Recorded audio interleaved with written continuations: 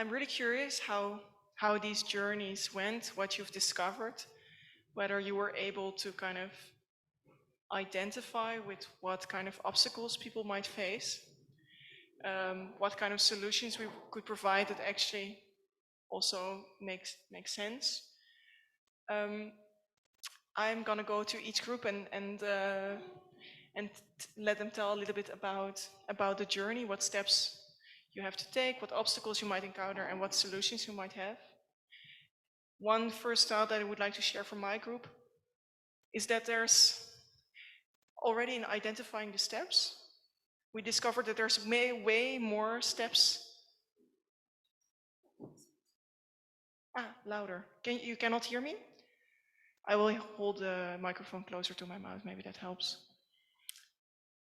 Is it better? All right. One of the things that I figured is that the steps are already more. Like there's way more steps. There might be way more steps that you need to take in order to apply in the first place. So that's one thought that I want to give to you before we start. And I just want to go around. Jesus, are you ready to say something about the journey? Yeah? I'm sure the steps to get access to a conservatoire would be very similar in all the groups, right? It would be different, the obstacles, because we are different people, wheelchairs, visually impaired. So for us, which is an example of visually impaired person to get access to a conservatoire, well, I will name the steps first, which is information, application form, choice of repertoire, travel and accommodation, practice room, audition, getting results, scholarship information, organization, and academic requirements. Those are the steps we found necessary to get access to a conservatoire. Obstacles for a visually impaired person would be information printed in a normal paper or in a web page. Another obstacle, inferior technology. Finding the place. Lack of policies, obviously for visually impaired people. Filling the application form. Professors or teachers' values and discrimination.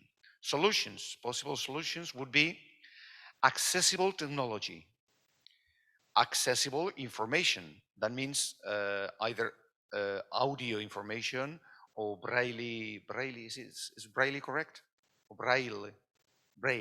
Okay, Braille information, personal support, time extensions, staff training, individual assessment, and financial support. Of course, this is not complete, but some of the examples we found. Thank you. Thanks. Gretchen informed me that we're a bit short on time, so I'm gonna ask Lasse to cut what Jesus said in half.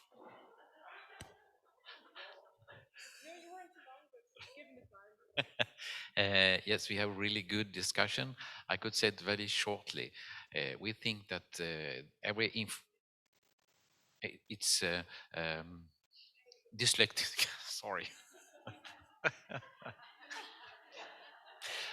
Dyslexic, yes. We thought of it, and there were very answer for everything, that every information should be in different ways. It should be just both written in word, it should be a reading, and someone reads up. So we see that many things have how do you can get the information and take information. It's a short version of a good working group. Yeah, and all this information is gonna be like hung around the. So there's a possibility to read it a little bit later as well. Constanze. I fear I cannot make it as short as Lasse. I try my best.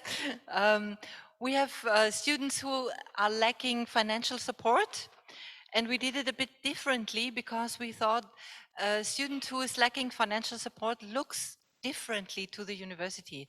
and sees different things in a university than others. So we had, is it in an affordable city? Are the fees affordable?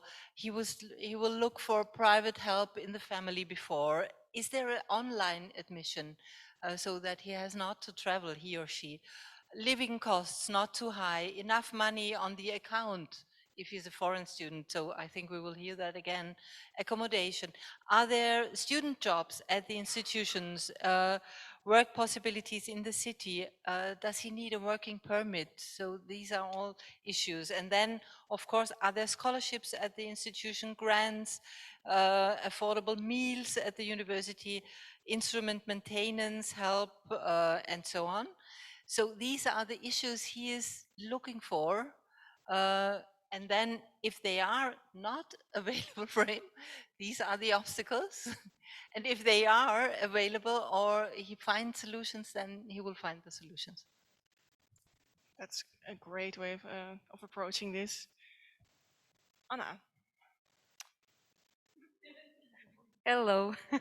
So our disability was that we are international students. So we imagined coming a student from Spain coming to Germany.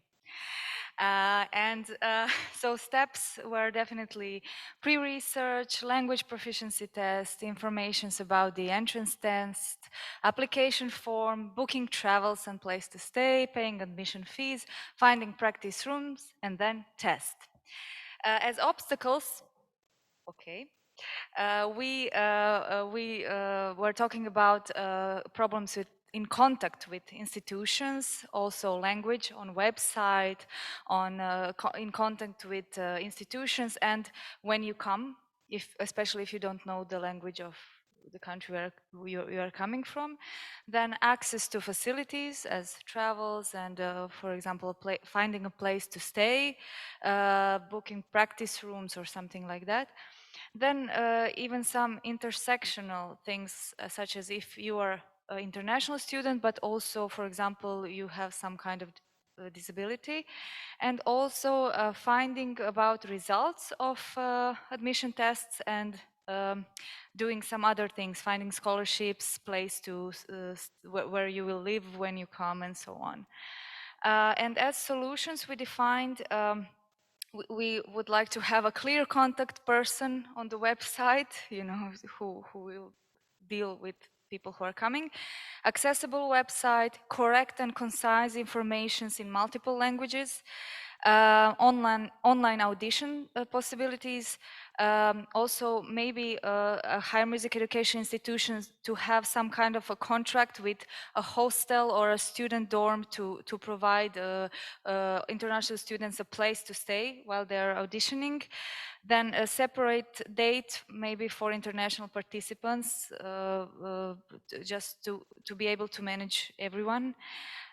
Video tutorial for international participants with website guidelines in English or something like that. And maybe to hire students who are already studying within the institutions as translators and welcomers when people come.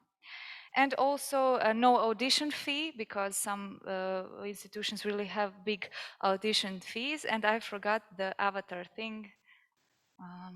The panel of the judicators. Maybe in your country, someone who can take the audition and then just, I don't know how to explain that. Maybe it's okay. So that's it. Thanks a lot. Carolina. Again, in about half the time that Anna took. Sorry. Okay, so I will pass to Tsarin. Okay, so I'm just gonna give like 2 or 3 obstacles and solutions. We were talking about people with, neurodivergent people with different conditions, and one obstacle is could definitely be understanding the application process or being able to get all the information you need in a focused manner.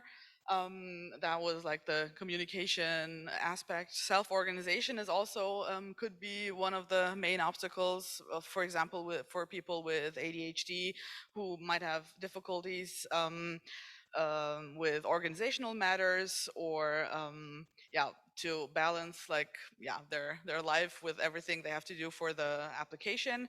And during the entrance exam itself, there could be difficulties with concentrating, with social anxiety, etc. So one or two solutions I'm gonna name quickly would be during the entrance exam, having separate rooms, more time for neurodivergent people, giving them the chance to take more breaks and do stuff at their own pace.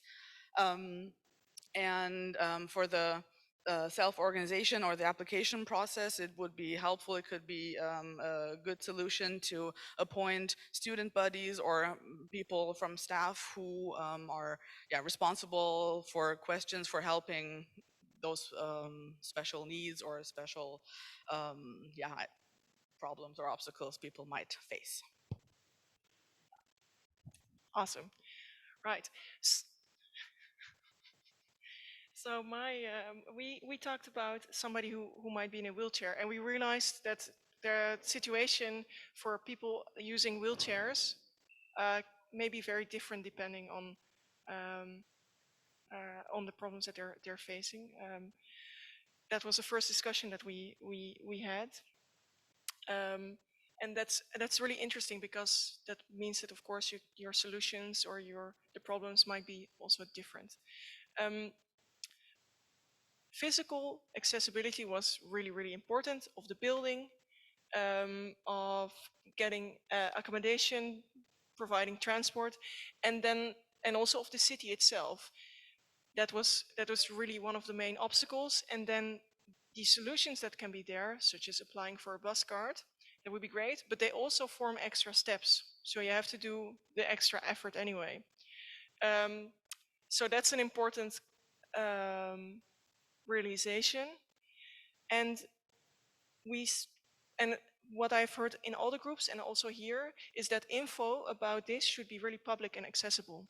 So just provide information about the accessibility of your institutions directly at the application form, on the website, everywhere. Have all information public about extra support, grants, scholarships, these kind of things. Be flexible, for example, with a personalized syllabus, and also provide extra individual support where that's needed. Things that I've heard in any groups. So Gretchen, time for the next part, right? You guys are great. So we have exactly 15 minutes to think about what we would like to recommend after this morning's conversations and videos. So this is just an exercise to write recommendations we urge higher music education institutions we recommend based on the issues that you heard this morning, which were about access, codes, whether there's a hidden agenda, etc.